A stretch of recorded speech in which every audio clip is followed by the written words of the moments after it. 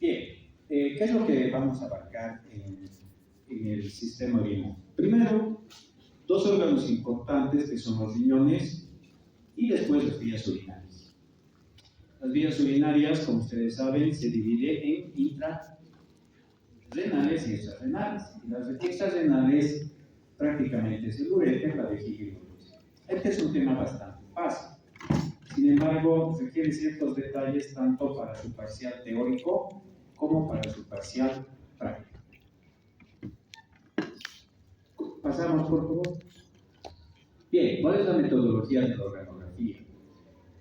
Para todos los órganos del cuerpo humano siempre se parte del nombre. En este caso, cualquiera que usted elija, puede ser riñón, vejiga, ureter, etc. Después pasamos a su naturaleza o función básica.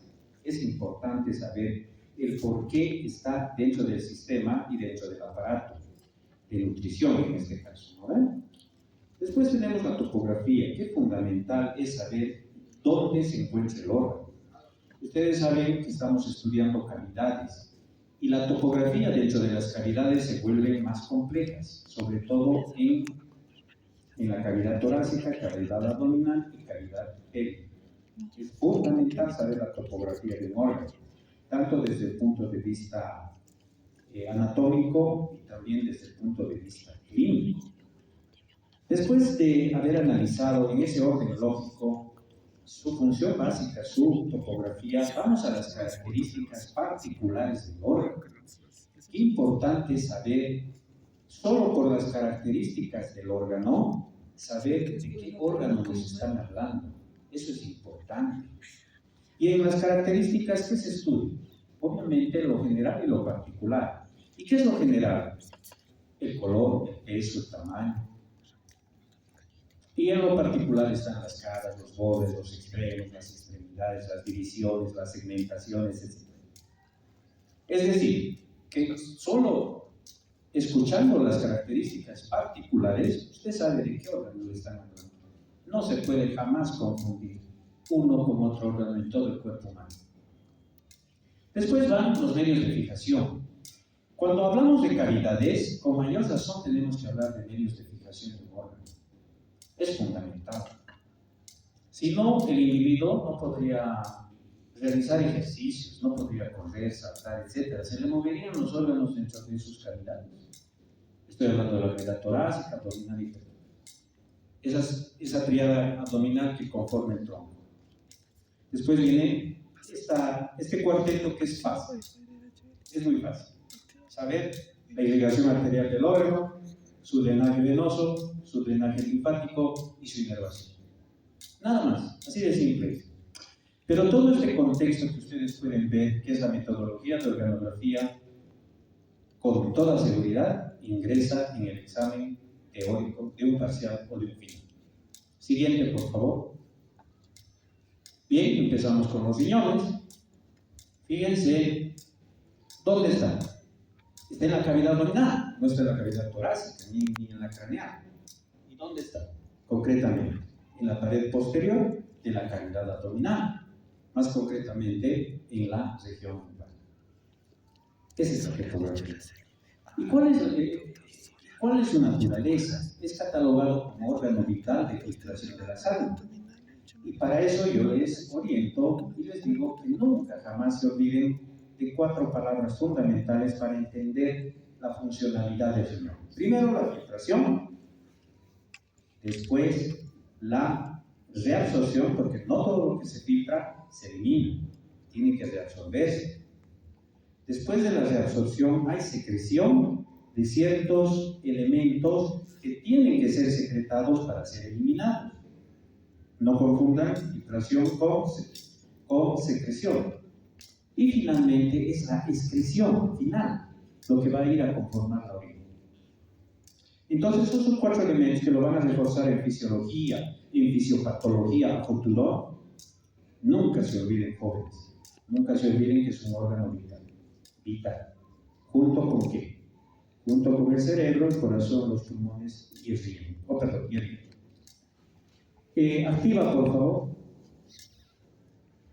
Ahí está una vista panorámica. Fíjense, hay hay una característica importante de los riñones. Es un órgano retroperitoneal. Dato importante. Fíjense, son dos órganos, es decir, son pares, y por el peso del hígado, el derecho es un poquito más descendido que el izquierdo. Pero al margen de eso, bueno, en este caso no puedo utilizar mi puntero por la característica de la pizarra, digamos. Pero fíjense, vayan al ilio, o sea, a la puerta de entrada del órgano, y van a encontrar primero un plano vascular superficial y un plano ureteral profundo. Si ustedes analizan, ahí está, el primer plano todavía podríamos dividir. Lo más superficial son las venas renales, que están prácticamente en un plano muy similar con las arterias renales, y la pelvis y el ureter están profundamente. Vamos a volver a revisar esta diapositiva luego. Sin embargo, esta imagen que se las trae es una imagen que ustedes tienen que tener fotografiada para toda su vida. Ya no tienen que consultar, ya más ahora y durante su tiempo de estudio, tienen que grabar esta imagen. Fíjense la estructura. La vena cava inferior derecha, la aorta abdominal izquierda, la salida de las arterias renales, la llegada de las venas renales y en la profundidad el ureter. Nótese también que en los polos superiores del riñón, ¿quién está? Las glándulas suprarrenales, como su nombre lo dice, por encima de los riñones. Volvemos a la presentación, por favor. Sigue. Y ahí están las características particulares, que lo pueden leer en cualquier texto. Estas son prácticamente las invariantes anatómicas, pero sin embargo está sujeto seguramente al sexo, a la edad y al peso del individuo. Sin embargo, ahí lo tienen. Eso lo pueden sacar de cualquier texto. ¿Y qué les dije que eran las características particulares? Las dimensiones, el peso, el color, etc. Activamos, por favor, la presentación. Y ahí está.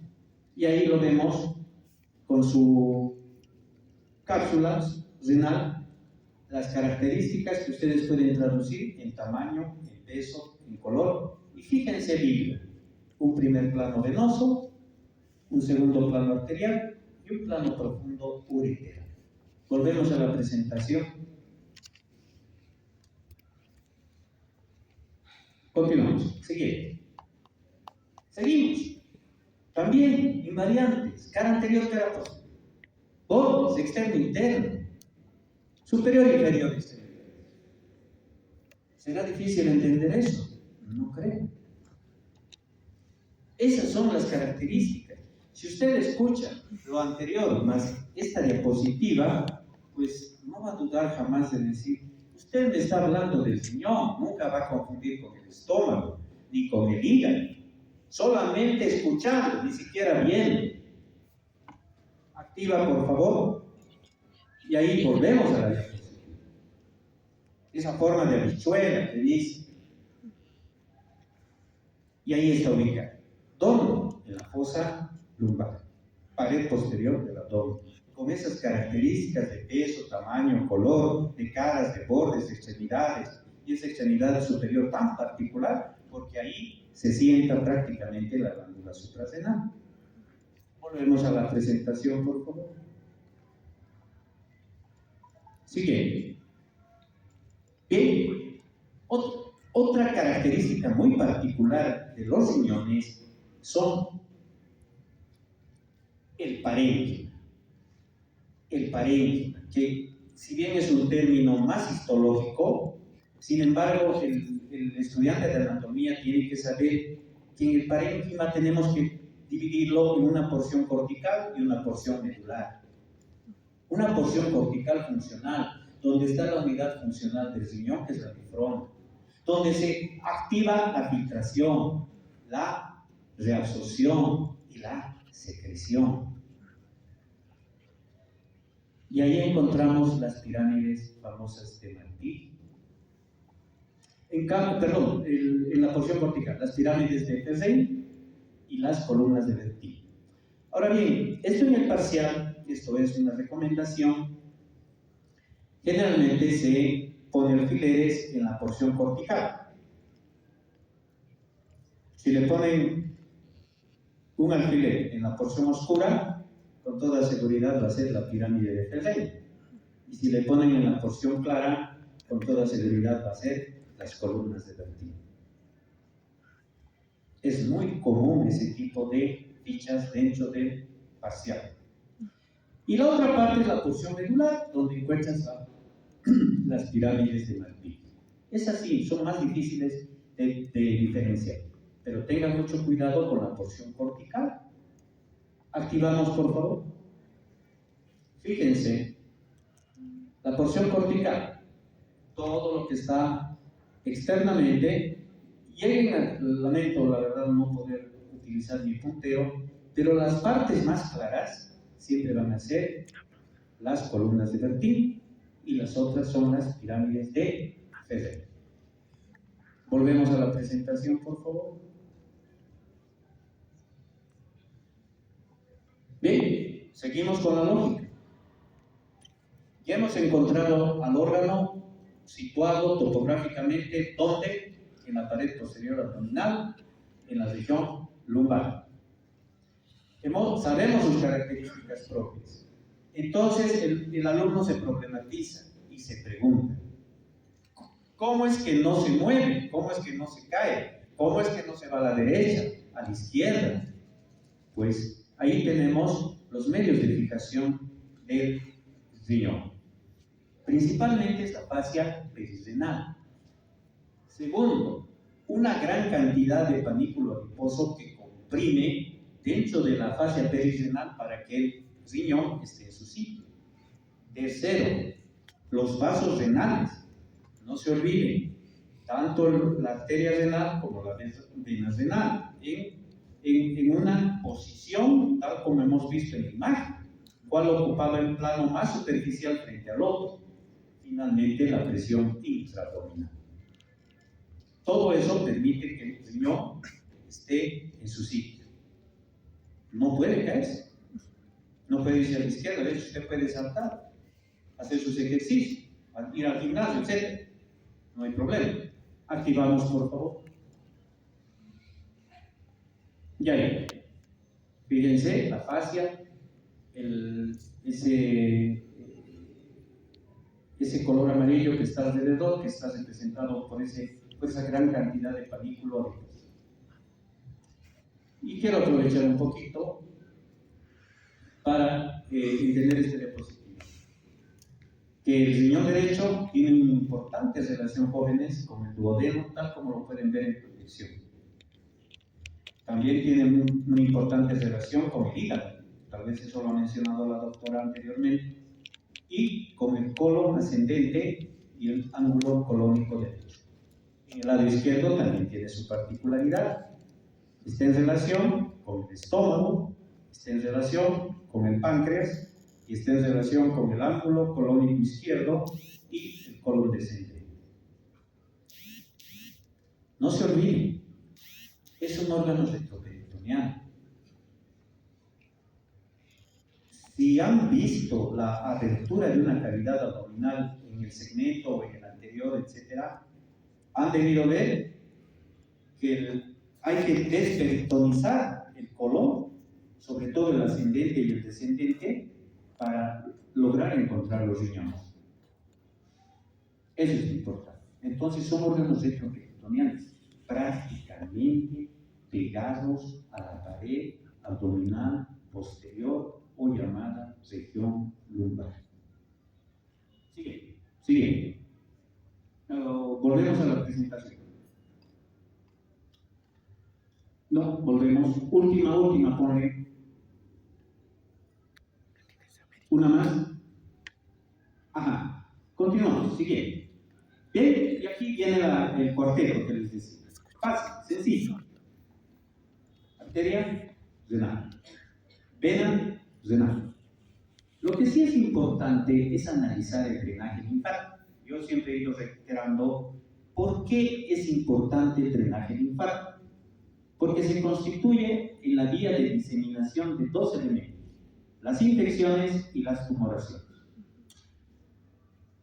Si bien no es muy frecuente, pero nunca hay que descartar una tumoración renal. Una tumoración renal. Y entonces, ¿dónde van los ganglios linfáticos de este órgano vital? Fíjense, van a los vasos capsulares, nódulos lumbares, se puede decir, para decir vasos capsulares. O sea, cuando te dice vasos capsulares, se está refiriendo que va a los nódulos lumbares. Pero si hablamos de vasos renales, o sea, ya del parénquima mismo, se supone que los vasos capsulares están viendo de la cápsula renal y de la almohadilla perirenal, esa almohadilla adiposa, etc.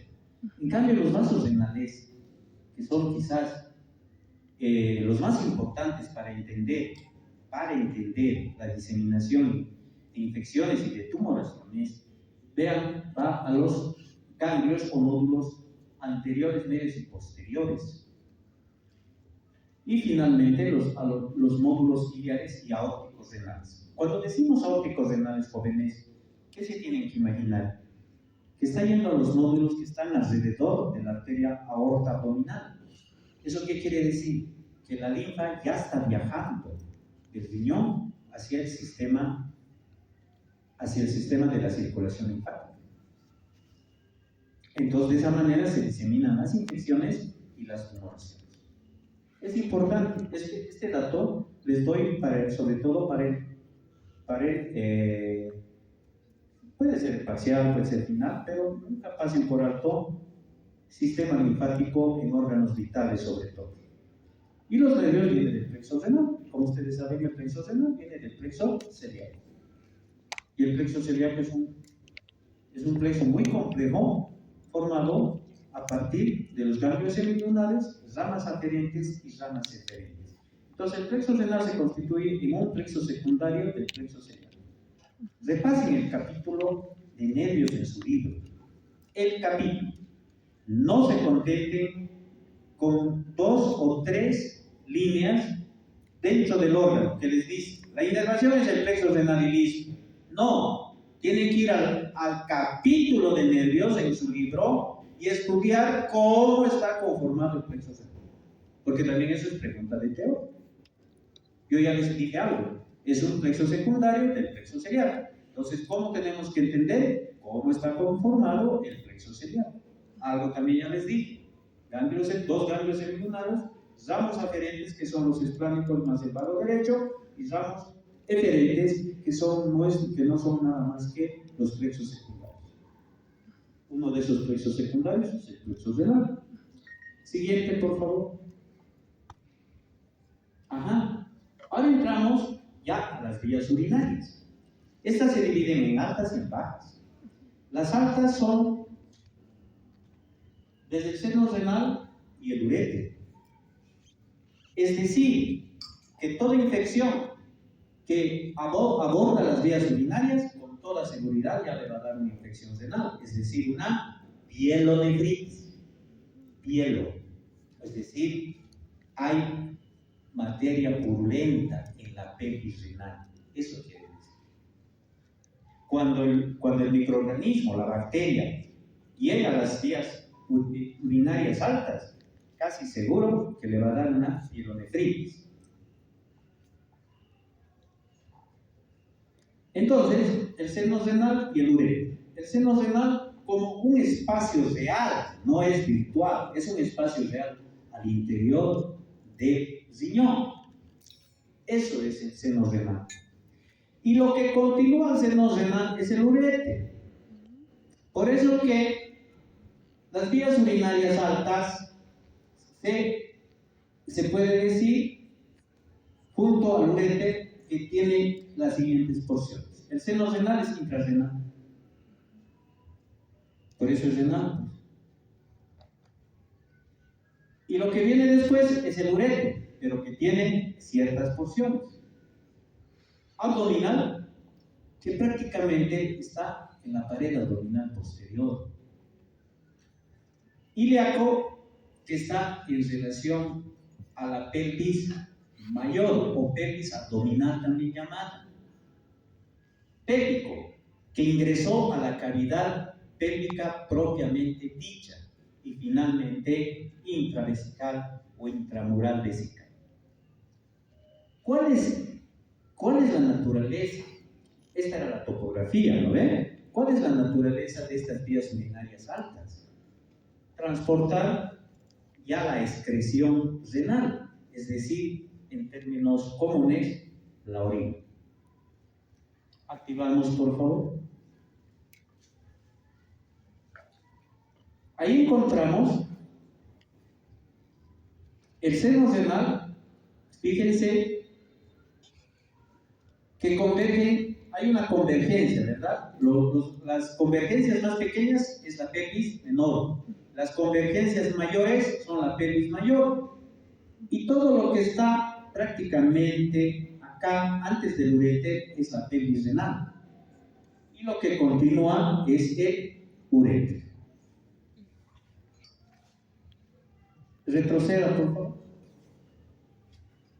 Yo hubiera querido utilizar en verdad el puntero, pero este tipo de proyección no me permite. Culpa del Américo, no sirve.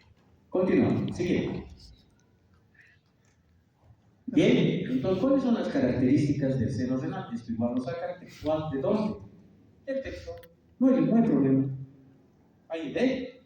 Dentro de, como constitución del seno renal, de ese espacio no virtual, real, están los cálices mayores, cálices menores, mayores y pelvis renal. Las porciones, hay una característica. Una porción de la pelvis, por favor, es extrarrenal. Se podría decir es el inicio del uréter.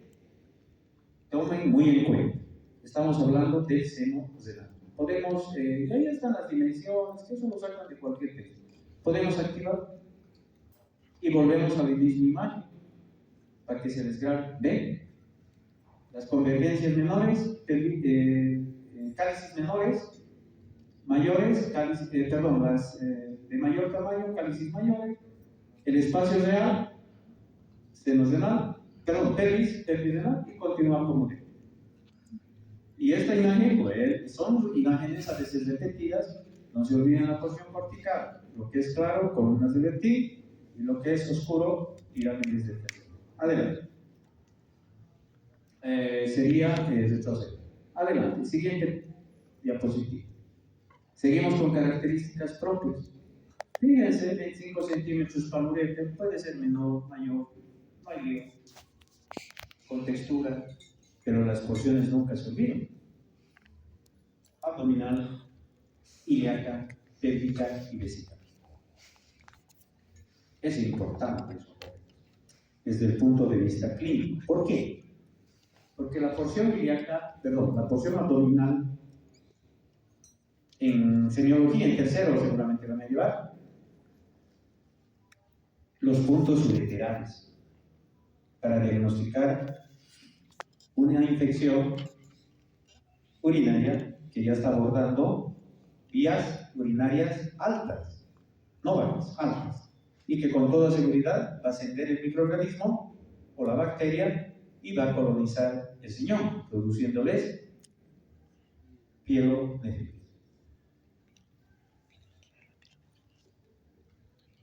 Activamos, por favor. Ahí está. Fíjense. Los uréteres están bajando y ahí claramente pueden distinguir su porción abdominal, su porción ilíaca en relación al psoas y a los vasos ilíacos. Después ingresa, hace un pequeño arco para entrar a la pelvis o cavidad pélvica propiamente dicha, y después se dirige a la vejiga para ingresar a la pared. Pregunta de examen, de práctica. Les amarran el uréter. Pero tengan también mucho cuidado, les pueden amasar la arteria gonadal, según el sexo. Tengan mucho cuidado. El uréter tiene una textura, si bien no podría decir como el conducto de Ferenté, pero tiene una estructura bastante gruesa, rígida. No creo que se confunda. En confundir con la arteria gonadal o puede ser testícula o ovárica, no creo. Entonces tengan mucho cuidado. Pero sobre todo tengan cuidado en un poquito diferenciar en qué porción está ese uréter o la ficha. ¿Estará en la región abdominal? Perdón, ¿será el uréter abdominal? ¿Será el uréter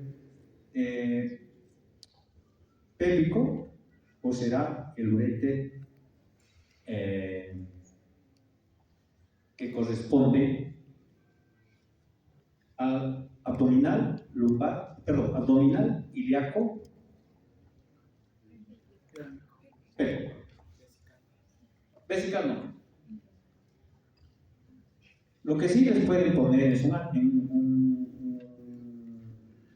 alfiler en la desembocadura siempre del uréter, ya en la cavidad vesical, que es distinto. Eso sí. Muy bien, retroceda por favor. Continuamos. Y bien, el cuarteto, que siempre. Todas estas vías tienen múltiple irrigación y múltiple drenaje.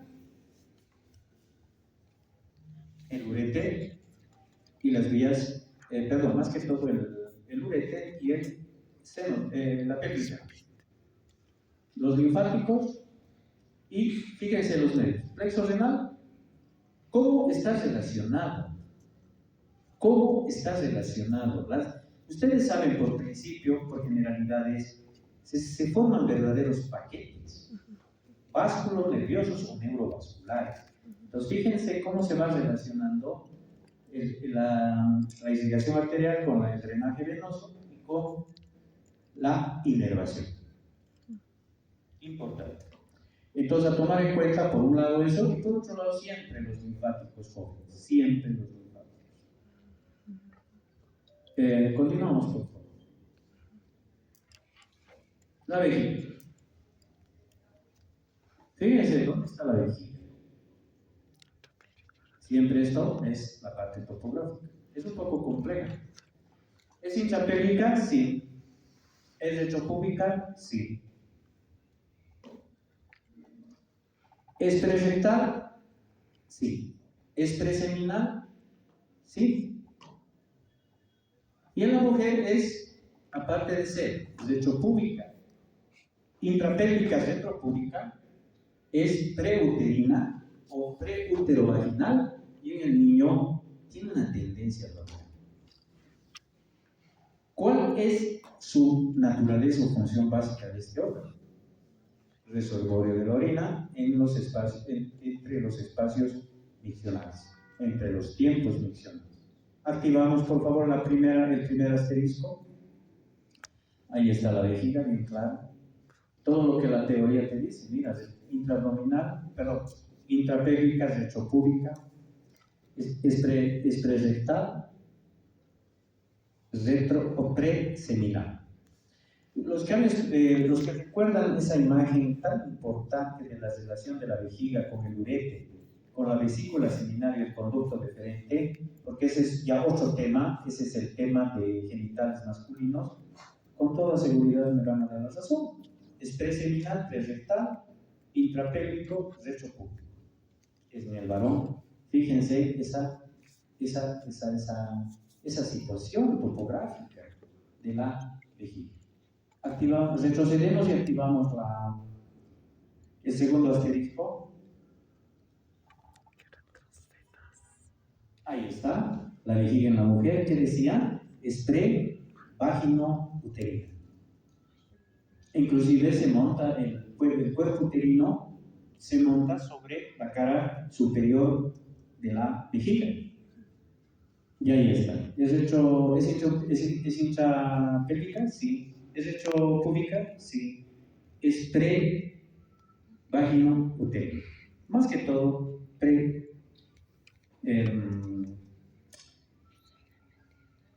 Prevaginal. Aquí quiero un poquito ilustrarles. Hay partos bastante complicados, donde la cabeza fetal comprime la uretra femenina. Fíjense esa relación entre la uretra, que enseguida avanzamos, y la vagina. Comprime de tal manera que puede producir una fístula. A las pocas horas la mujer empieza a orinar. ¿Por dónde? Por la vagina. A tener siempre mucho cuidado, jóvenes, con esa complicación postparto. Muy bien, retrocedemos, por favor. Continuamos. Ahí está. Igual nos hablan de cualquier libro. Prácticamente son invariantes anatómicas. Claro, está ligeramente sujeto a la edad, al sexo, al peso, etc. Pero son términos medios. No hay por dónde extraviarse. Pero fíjense ciertas características que no va a diferenciar siempre de cualquier órgano. Cada órgano es como nosotros. Tenemos nuestras particularidades, nuestras huellas digitales. Siguiente. No se preocupen, se les voy a pasar esto al representante, después no se les va a pasar a ustedes. Ajá, vejiga, medios de fijación, la celda vesical. Por favor, tengan siempre cuidado mucho con la celda vesical al momento de un examen teórico, puede ser parcial o fijo. ¿Y cómo está formada la celda vesical en resumidas cuentas? Por el peritoneo vesical y las fascias perivesicales. Nada más simple. Continuamos, siguiente. Y ahí está nuevamente el cuarteto. La vejiga es ricamente irrigado. Viene fíjense, desde la vesical inferior, la rectal, la diferencial por las relaciones que tiene con la vecindad, con otros órganos, etc. Está ricamente irrigado. Inclusive por las vesicales superiores que lo da la arteria umbilical, han debido leer, una arteria que se oblitea en el transcurso del tiempo. Pregúntale teórico, las vesicales superiores, ramas de quién es, de la umbilical. Y fíjense las venas, si bien ya no existen así unas venas bien diferenciadas, se forman verdaderos plexos que tienen tendencia a ser que tienen tendencia a una dificultad en su reconocimiento. Muy difícil. A su vez, las arterias son muy delgadas, por si acaso. Ya no es la arteria renal, como la hemos visto. Son arterias y venas muy delgadas, o plexos venosos en realidad. Los linfáticos, a no olvidarse, jamás. La vejiga también es asiento de infecciones, como ustedes han escuchado, infección urinaria, pero hay que saber aclarar, será alta, será baja. La vejiga forma parte ya de las vías urinarias bajas. Es común tener una cistitis, una infección y una inflamación, sobre todo en el sexo femenino. Es común, no hay que asustarse. Lo que hay que asustarse es cuando ya invade las vías altas, por el peligro de llegar al riñón y producirte pielonefritis. Y entonces los linfáticos van, fíjense, a los ilíacos externos, internos, primitivos y del promontorio. O sea que si habláramos de un tumor, rápidamente se va a diseminar hasta, cuando decimos promontorio, ¿dónde se va a diseminar? Se va a diseminar a la columna. Y por los otros ganglios va a ir de forma sistémica, generalmente va hacia los pulmones. Nervios. Esto es importante. ¿Por qué? Porque hemos aprendido en generalidades que el único músculo liso voluntario es la vejiga. ¿Y cuál es el único músculo estriado involuntario? Es el corazón. Entonces, aquí tenemos que analizar que la inervación de la vejiga es voluntaria. Gracias a un esfínter que tiene, obviamente, tiene dos esfínteres. Un estriado, que lo han estudiado el periné, y un liso que es propio del órgano, es propio. Y ese es el que precisamente manejamos de forma voluntaria gracias a la inervación órgano-vegetativa. ¿Y de dónde viene esa inervación organovegetativa? Viene de S3 y S4 principalmente. Y si usted recuerda, S2, S3 y S4 forman el plexo pudendo, pero una partecita de ese plexo pudendo o de esas raíces medulares, S3 y S4, van a inervar el músculo vesical, lo que comúnmente van a leer músculo detrusor de la vejiga, detrusor. Y aparte de esas raíces medulares, ¿quién más inerva la vejiga? El plexo hipogástrico inferior. De tal manera que podemos manejar voluntariamente un músculo extremadamente liso. Lesiones medulares en estos niveles, con toda seguridad va a dar incontinencia urinaria. Qué pena, lamentable cuando hay incontinencia urinaria por lesión medular. ¿Me están entendiendo? Porque ustedes han llevado neuroanatomía. Siguiente. Uretra. Parte también de la vía urinaria baja. ¿Cómo es esta situación en el varón y en la mujer? Bien, en el varón es incapélica porque tiene una porción prostática. Tiene una porción perineal porque se conoce como uretra membranosa. Y tiene una porción genital porque atraviesa el cuerpo esponjoso del pene. En la mujer es pélvica y después viene perineo vulvar. Entonces, mientras la vejiga era un reservorio, la uretra, ¿qué es? Un expulsor. Gracias a que podemos manejar, ¿qué cosa? Ese esfínter interno liso de la vejiga. Sigue.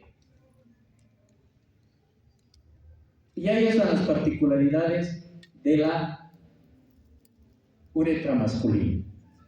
A tomar muy en cuenta, 3 dilataciones jóvenes: el seno prostático, el saco vulvar y la fosa navicular. Dilataciones simples de la uretra. Las porciones, acabo de decirlo, ¿por qué llevan ese nombre? Y las dimensiones que prácticamente estas dimensiones se las toman desde el saco vulvar. Activamos, por favor, y ahí encontramos una imagen que ya estamos familiarizados. La primera porción, la que está en relación a la próstata, la que se afecta cuando hay un adenoma prostático, cuando se afecta cuando hay una hipertrofia benigna de próstata. ¿Por qué? Porque comprime esa primera porción de la uretra, no permite la salida de la orina, hay retención urinaria, la persona se queja de dificultad para orinar, orina poco en múltiples ocasiones, etc.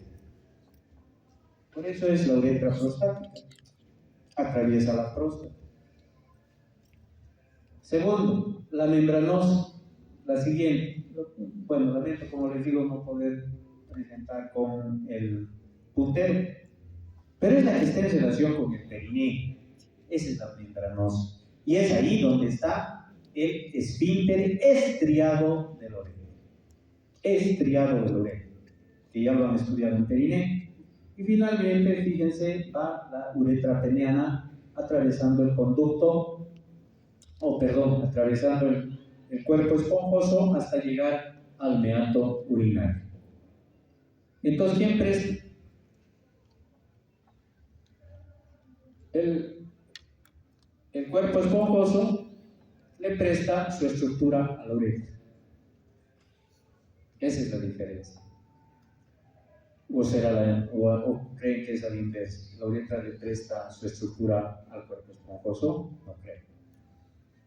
Por eso que yo didácticamente la uretra masculina la hago estudiar a los estudiantes en genitales, no en sistema urinario. Retrocedemos ya, por favor.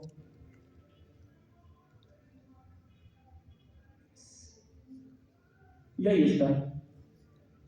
Seguimos con características particulares. Eso lo leen en cualquier libro, pero son características propias. Obviamente muchas son histológicas,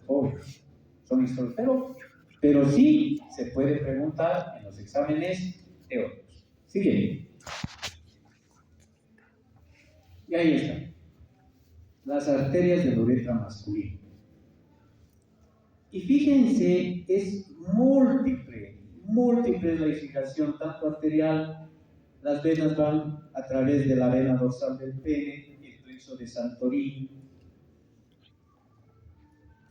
Si se dan cuenta, vésico-prostáticos, seguramente ahí está yendo la uretra prostática. Los ganglios linfáticos. Esto es importante, jóvenes, por la signología de las infecciones de transmisión sexual. Cuando las infecciones se empiezan a complicar, les decía, la vía linfática es una vía de diseminación de infecciones. Y muchas infecciones inguinales repercuten todo en los ganglios inguinales. Esto lo han estudiado en el primer rote. Los ganglios inguinales, cómo se tornaban dolorosos a partir de infecciones de transmisión sexual. No siempre, obviamente, pero hay que tomar muy en cuenta ese dato. Y después los linfáticos se van a los ilíacos externos, internos, etc. Estamos hablando de la uretra, ¿verdad? O sea, esa relación íntima con el pene. Por eso que eso yo lo hago estudiar directamente con genital, la uretra masculina. Y los nervios, importante, el plexo hipogástrico, el nervio bulbo-uretral, jóvenes para la teoría, y el dorsal del pene. Entonces, podríamos decir, en términos así un poquito más didácticos, para la uretra prostática, el plexo hipogástrico, para la uretra membranosa, el nervio bulbo-uretral, y para la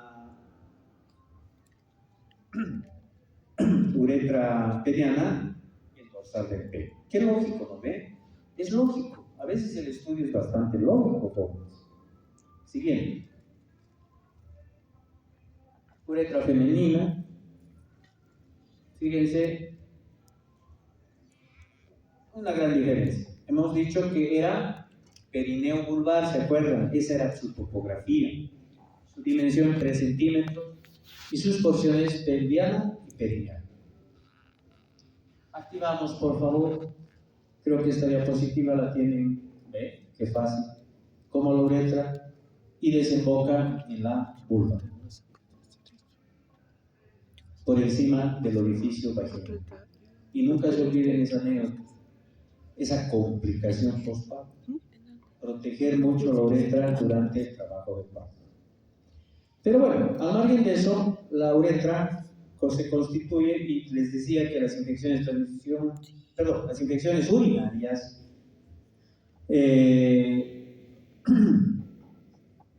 como puerta de entrada es la uretra. De ahí coloniza la vejiga y la mujer siente gran sintomatología por una infección urinaria baja, no alta, baja, infección urinaria. Bien. ¿Cuál es más o menos la sintomatología? Hay dolor, hay ardor al orinar, hay sensación de querer orinar todo el tiempo, puede haber una sensación de, repito, de ardor, y se queja de eso la paciente. Y entonces, debido tal vez a un factor es la dimensión de la uretra, que es corta. Otro factor es esa relación que tiene con el ano. Por eso siempre se recomienda la higiene entre el ano, la vulva y, como parte de la vulva, el meato urinario. Si bien en el libro no describe el meato urinario como parte de la vulva, sin embargo, desemboca en la vulva. Retrocedemos, por favor.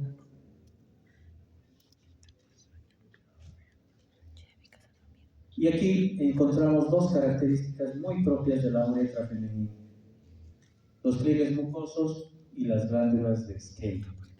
Es típico, a diferencia de la uretra masculina.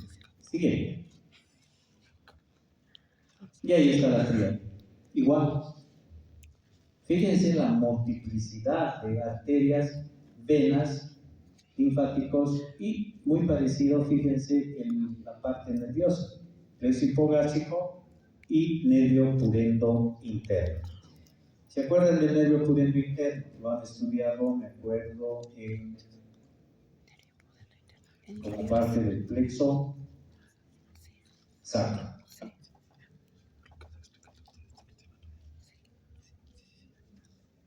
O más concretamente como parte del plexo pudendo, como rama terminal del plexo pudendo. ¿Se acuerdan cuando estudiaban? Plexo sacro, decían, pero también saben que el plexo sacro S1, S2, S3, ¿se acuerdan? Bien, adelante. Esta imagen, si bien esta es una imagen que pertenece al perine, pero no debemos olvidarnos, esta es una imagen de un perine masculino, donde vemos bien claramente los dos músculos que realmente forman el verdadero piso del apéndice, es decir, el perine es el elevador del ano y el isquio coxígeo. Y en el triángulo anterior vemos cómo la uretra está atravesando el perine. Ahí tendría que ser la uretra, entre la uretra membranosa y el origen de la uretra peneal. Y posteriormente el recto, que ya lo han debido estudiar, o lo han estudiado en intestino. Siguiente. A diferencia de esta imagen, que es el perine femenino, la uretra, fíjense, la vagina y el recto. Esa interrelación entre la uretra y la vagina. Este dato es importante. Es importante que el estudiante maneje perfectamente la identificación de estas estructuras, aunque no me crean, a la hora de poner una sonda vesical, no encuentran el meato urinario, no me crean. Es increíble. No encuentran. Están metiendo la sonda en la vagina. Y entonces familiarícense. Cuando vayan a traer, ahora mismo que han debido ir a esa materia de integración, hay que estar siempre atento, fijarse, ser curioso, preguntar, etc. A esa altura ustedes ya tan tranquilamente pueden poner una sonda vesical, tanto un varón como una mujer. Y otra anécdota, en el caso del varón, cuando tiene ese problema de retención urinaria con globo vesical, caramba, también tienen que poner sin miedo una sonda vesical a través de la uretra peneana, la uretra membranosa, vencer esa resistencia prostática, atravesar la uretra prostática y llegar a la vejiga. Son cosas muy elementales que los recomiendo, jóvenes. Adelante. Bien, glándulas suprarrenales. Este es bien cortito. Su nombre es glándula suprarrenal, su función. Aquí solamente quiero indicar lo siguiente. ¿Es una glándula endocrina? Sí. ¿Es ricamente irrigado? Es ricamente inervado. Porque es una glándula muy importante para el metabolismo corporal. Fíjense, glándula endocrina que secreta aldosterona, cortisol, andrógenos en poca cantidad y catecolaminas. ¿Y para qué sirve esto? La aldosterona es un mediador importante de la presión arterial. El cortisol es un mediador importante del sueño vigilio. En otras palabras, en la mañana nos levantamos con altas dosis de cortisol que van descendiendo durante el día y durante la noche ya están en mínimas cantidades. Los andrógenos, si bien los andrógenos son a partir de los testículos, pero hay mínimas cantidades de andrógenos que se producen en las suprarrenales. Y las catecolaminas, qué importante, jóvenes. La adrenalina y la noradrenalina, que son las catecolaminas. Ahora bien, topográficamente, ¿dónde están? En la región lumbar, encima de los riñones en el polo superior. Tiene dos características, porción cortical, porción medular. Al margen de caras, bordes, eso, que lo pueden leer. ¿Por qué? Porque en la porción cortical se secreta la aldosterona, el cortisol y los andrógenos. Y en la porción medular se secretan las catecolaminas, que son la adrenalina y la noradrenalina. Medios de fijación, la cápsula perirenal, porque forma parte de ese entorno renal, si se dan cuenta. Las arterias son la suprarrenal superior, medio inferior. Venas van a la vena suprarrenal central, que se distingue como única vena. Y fíjense, los linfáticos van viajando a los ganglios renales, a los mediastínicos posteriores, inclusive, jóvenes. Imagínense. O sea, sus linfáticos llegan al mediastino posterior, van a la cavidad torácica. Son detalles que pueden ser preguntados en un examen teórico parcial o final. Y también van a los prevertebrales. Los nervios, importante, el plexo suprarrenal superior o diafragmático, el medio y el inferior o renal. Vemos el primer asterisco, por favor. Es solamente una imagen, fíjense esa relación. Si ustedes identifican, ahí arriba está levantado con el separador, el hígado. Ahí está la glándula suprarrenal y envuelto en la cápsula perirenal. Ahí están llegando los vasitos. No se olviden, tienen que estar bien llegando a esta técnica, porque su producto va a ir directo al torrente sanguíneo. El cortisol, la aldosterona, las catecolaminas y la mínima cantidad de atropos. Siguiente, retrocedemos y nos vamos al segundo asterisco.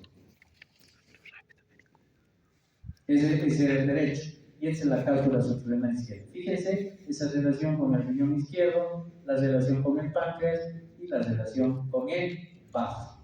La diferencia lo han separado con los separadores. Importante es esta glándula, jóvenes. Eso es todo, creo. Siguiente. Retrocedemos y siguiente. Creo que lo último. Si tienen alguna consulta, con toda confianza, por favor, hagan.